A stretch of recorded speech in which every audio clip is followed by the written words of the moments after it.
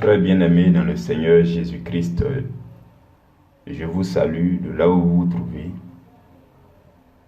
et je rends grâce à Dieu de ce qu'il nous réunit et nous rassemble autour de nous en esprit, autour de lui en esprit, autour de sa parole, autour de la puissance de sa parole. Je bénis le Seigneur pour ta vie.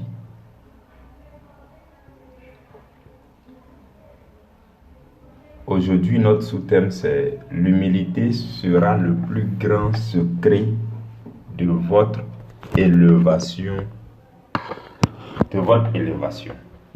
L'humilité sera le plus grand secret de votre élévation. Et nous allons ensemble lire deux passages.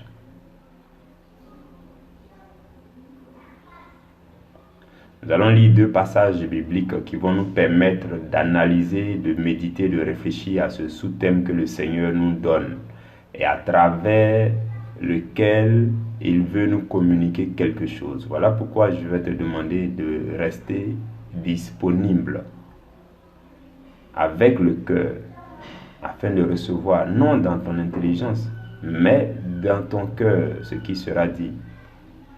Parce que les choses spirituelles sont prévues pour notre entité spirituelle. Et l'entité la plus spirituelle entre les trois, c'est l'esprit. Et l'esprit, c'est le cœur.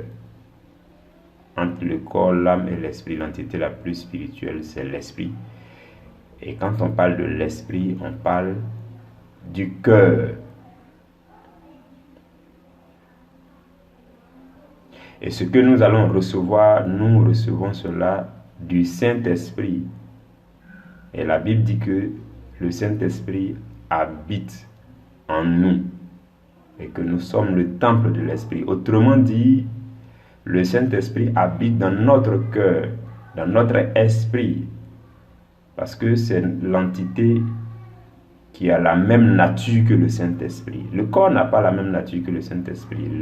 L'âme non plus n'a pas la même nature que le Saint-Esprit. C'est notre esprit avec petit e qui a la même nature que l'Esprit de Dieu ou encore le Saint-Esprit. Et c'est l'Esprit de Dieu qui habite en nous, dans notre esprit. Et c'est par l'Esprit de Dieu que nous recevons tous les enseignements. Parce que Jésus a dit que l'Esprit viendra pour nous conduire dans toute la vérité, pour nous enseigner toutes choses. Sans le Saint-Esprit, personne ne peut enseigner la parole de Dieu. Et sans le Saint-Esprit aussi, personne ne peut recevoir convenablement la parole de Dieu. Voilà pourquoi, mes frères et mes sœurs, nous devons nous disposer lorsque nous sommes autour de la parole de Dieu qui est véhiculée par l'Esprit de Dieu. À la rigueur, ma voix n'a aucune importance. Mon vocabulaire n'a aucune importance. La grammaire n'a aucune importance à la rigueur. À la rigueur, ce que ton cœur entend, c'est la voix de l'Esprit. C'est la vérité qui est véhiculée à travers ce que je dis. C'est la substance spirituelle qui se transmet à ton cœur que tu dois capter. Voici l'attitude que nous devons adopter lorsque nous sommes en face d'un homme de Dieu. Peu importe sa taille, sa race, sa manière de parler. Peu importe ce qu'il est quand on est devant lui. Et que nous savons qu'il est en esprit et que le Saint-Esprit est parmi son peuple parce que 2 ou 3 sont réunis au nom de Jésus. Et que le Saint-Esprit est en mouvement, on dispose notre cœur afin de recevoir, afin d'entendre la voix de l'Esprit et non de réfléchir à la manière de parler de celui qui parle. Ce fut une petite exhortation avant d'entrer dans notre thème. Notre thème donc c'est « L'humilité sera le plus grand secret de votre élévation ».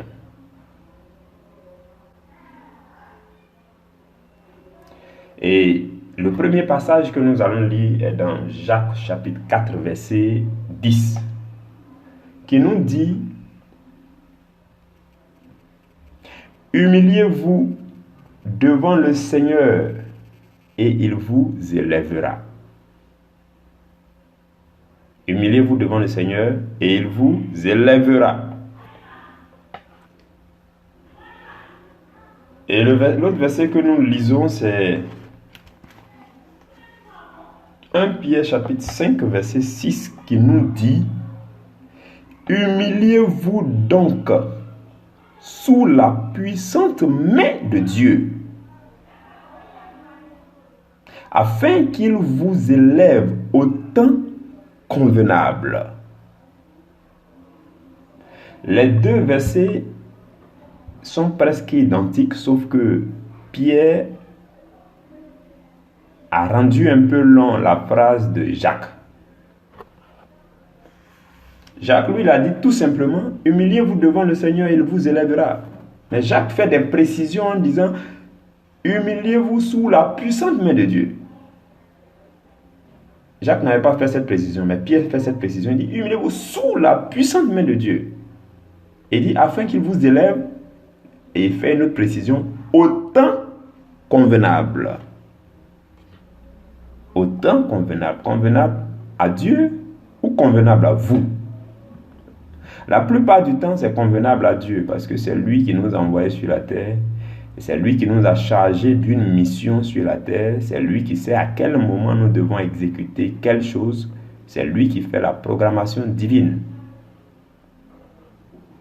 Donc c'est le temps qui lui convient. C'est au temps qui lui convient qu'il nous élèvera. Ce n'est pas au temps que nous voulons. Par contre, ce que nous avons à faire, c'est de nous préparer, de demeurer soumis à Dieu, de demeurer soumis sous sa puissante main. Donc, ce que nous voulons dire, c'est que l'humilité conduit à l'élévation. L'humilité conduit à l'élévation. Et nous avons dit que l'humilité, c'est le fait de se soumettre à Dieu, d'avoir pour modèle le modèle d'humilité, d'obéissance, d'abaissement du Seigneur Jésus-Christ, qui d'ailleurs a été la raison pour laquelle il a été souverainement élevé. Et le nom, qui s'appelle le nom au-dessus de tout nom, lui a été donné. De sorte que, en ce nom-là, tout genou fléchisse et que toute langue confesse que Jésus est Seigneur à la gloire de Dieu. L'humilité consiste à imiter ce modèle. Et l'humilité consiste encore à imiter tous les modèles qui viennent par la suite. Les apôtres, les hommes de Dieu contemporains, tous ceux qui ont eu une vie admirable devant le Seigneur, ceux-là, nous devons les imiter. Parce qu'en les imitant, on imite le Seigneur. Puisque Paul a dit aux Corinthiens: soyez mes imitateurs comme je le suis moi-même de Christ. Et aujourd'hui, Jacques et Pierre vont insister pour nous demander de nous humilier sous la puissante main de Dieu. La main de Dieu. La main de Dieu. L'action de Dieu. Les ordres de Dieu. L'Esprit de Dieu. Dans une main, on retrouve les doigts. Et dans la Bible, vous verrez que quand on parle du doigt de Dieu, ou bien des doigts de Dieu, ça veut dire le Saint-Esprit. Quand les pharisiens ont accusé Jésus de faire les signes par Beelzéboul, il a dit: vous dites tout ça de moi, mais tenez-vous bien, parce que si tout ce que je fais ça avec le doigt de Dieu. Quand il disait le doigt de Dieu, il faisait allusion au Saint-Esprit. Et la Bible dit encore que dans un des livres de l'Ancien Testament, je crois que c'est dans l'Exode, que Dieu a écrit les tables, sur les tables de la loi avec son propre doigt. Et quand vous prenez 2 Corinthiens chapitre 3, Paul parle de la lettre qui est écrite sur la table, qui n'est pas la même chose. La lettre qui est écrite sur la table de la loi, ce n'est pas la même chose. Ce qui avait été écrit avec le doigt de Dieu n'est plus la même chose que ce qui est écrit dans le Nouveau Testament avec l'autre doigt de Dieu qui est l'Esprit. Et il dit que ce n'est plus les tables de pierre, mais c'est des tables de chair. Et ce n'est plus avec l'encre que Dieu va écrire là-bas. Parce que Dieu a écrit avec son doigt, mais c'est apparu sous forme de quelque chose qu'on a écrit avec l'encre. Il dit non, ce n'est plus ça, mais c'est avec l'Esprit de Dieu. Donc du coup, l'Esprit de Dieu représente le doigt de Dieu. Soumettons-nous à l'Esprit de Dieu et aux opérations de l'Esprit de Dieu. Au commandement de l'Esprit de Dieu, à tout ce que l'Esprit de Dieu nous inspire. Parce que Jésus a dit que l'Esprit viendra pour nous conduire dans toute la vérité et il nous rappellera toutes choses et il nous dira toutes choses à propos de lui, Jésus. Tout ce qui est écrit dans la Bible est à propos de Jésus. Donc le Saint-Esprit ne prendra rien ailleurs pour nous rappeler. Il ne nous enseignera rien d'autre que tout ce qui a été écrit à propos de Jésus.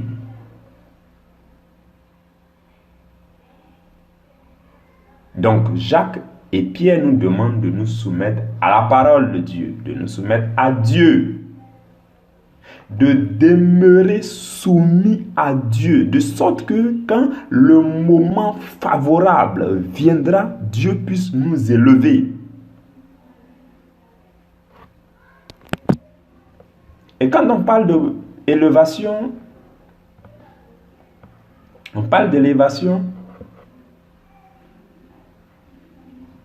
ce n'est pas de penser tout de suite aux choses matérielles. Parce qu'il y a la richesse spirituelle qui est la chose la plus excellente à rechercher. Donc quand on parle d'élévation, vous pouvez être élevé spirituellement. Je pense que c'est ce que vous et moi devons chercher d'abord. L'élévation spirituelle, la connaissance de la parole de Dieu. L'ivresse dans l'esprit, l'ivresse dans la parole.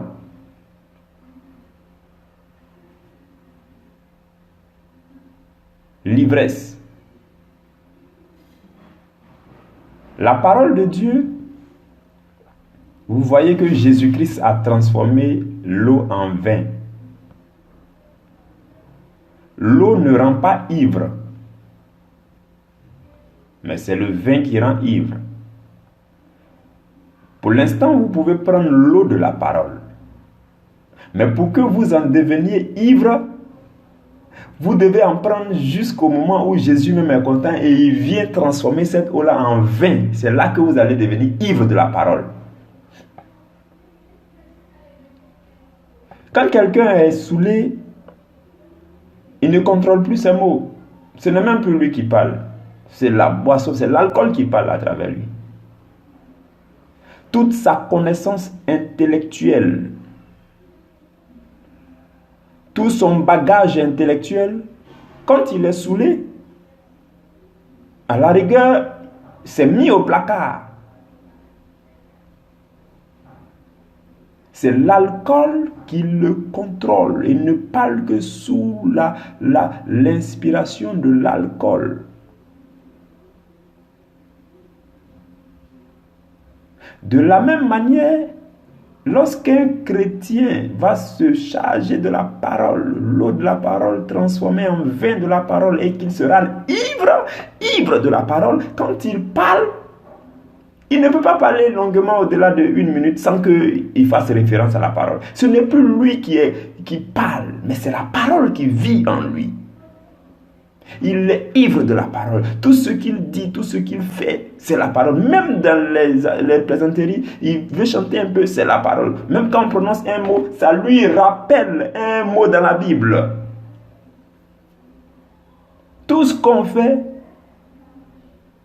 le ramène à la Bible. Ou bien lui-même, il ramène à la Bible tout ce qu'on fait. C'est ça la richesse.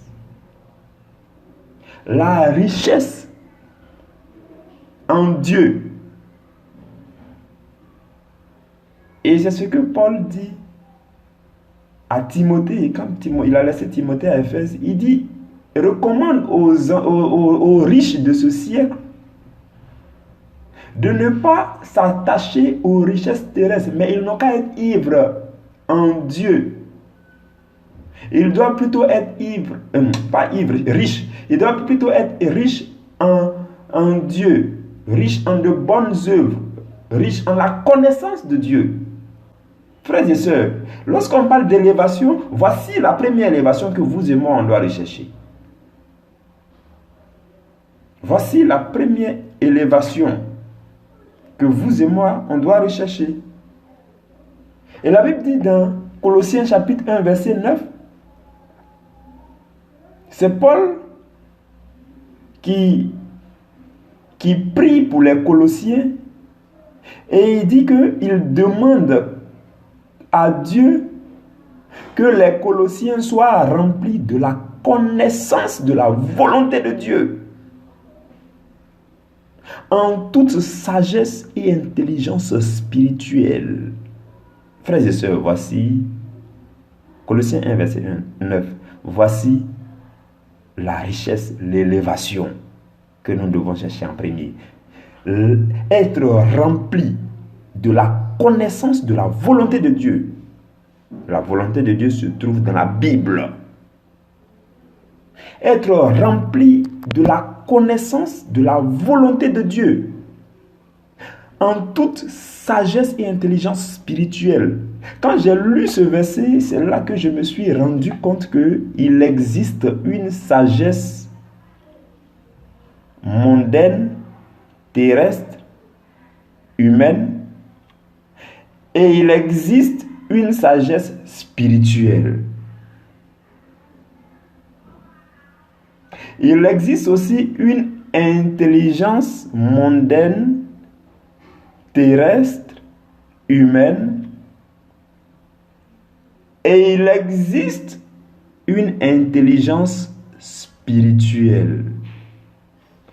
La sagesse et l'intelligence spirituelle sont fondées dans la connaissance de la volonté de Dieu.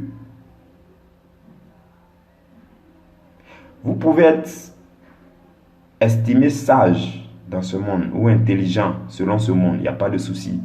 Parce que vous connaissez papier, parce que vous connaissez les livres de ce monde, vous êtes intellectuel, vous avez de la connaissance du monde, la culture, la philosophie, la science, vous avez toutes ces choses du monde-là emmagasinées en vous, dans votre intellect. Parce que vous avez ça, on peut estimer que vous êtes sage ou bien que vous êtes intelligent. Mais vous n'êtes nullement intelligent spirituellement, ni sage spirituellement.